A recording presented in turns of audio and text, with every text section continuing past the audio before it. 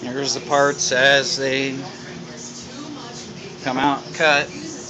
There are some reference lines for some machining and cutting the two apart.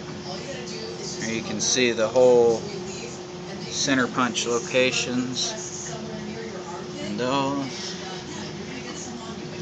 And here's the back side. Not too bad. Some of this big stuff will just knock right off. You know.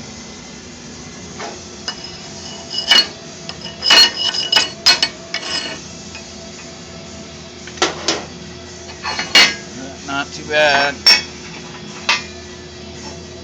Now we'll get them cleaned and drilled and continue on.